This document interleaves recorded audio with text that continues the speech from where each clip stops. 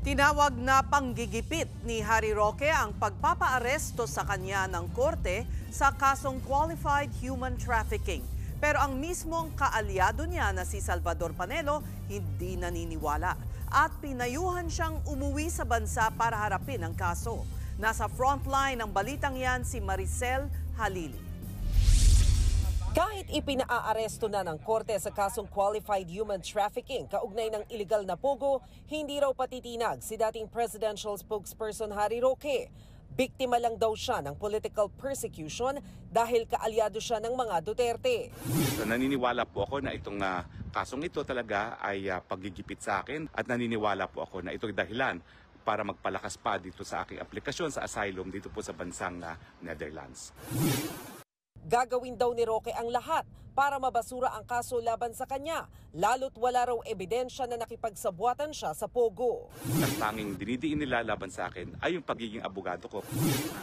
Puwelta naman ng Malacanang, paulit-ulit na lang ang political persecution na sinasabi ni Roque, pero wala siyang paliwanag sa mga akusasyon laban sa kanya. Kung ano man yung mga sinasabing di umano hidden wealth niya ay hindi pa rin niya po natutugunan. So paano po kayo magkakaroon ng political persecution?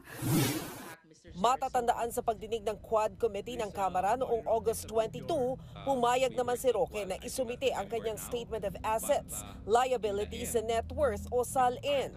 May I manifest that I will do even more than that? I have asked the House of Representatives to submit my SALN even when I was working as a working law student in this honorable chamber. Mr. Chair, may we direct our resource way back, Your Honor, 1988. I will comply, Your Honor, and will even submit earlier SALNs which are filed with the House of Representatives.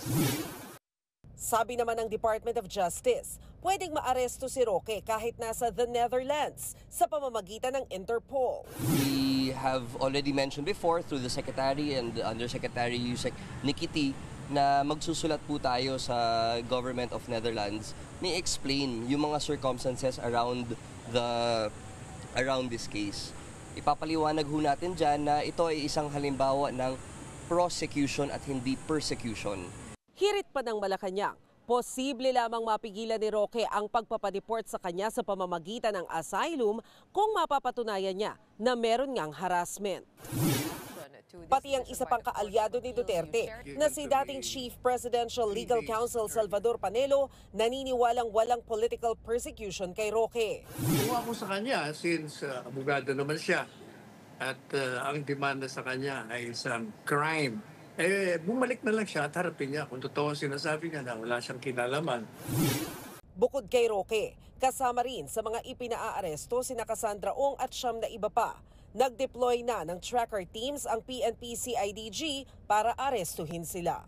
Nagbabalita mula sa frontline, Maricel Halili, News 5. Mga kapatid, Cheryl Cosim po, huwag maging huli at maging una sa lahat sa balitaan. Para sa tuloy-tuloy na talakayang sa Frontline, mag-follow at mag-subscribe sa social media pages ng News 5.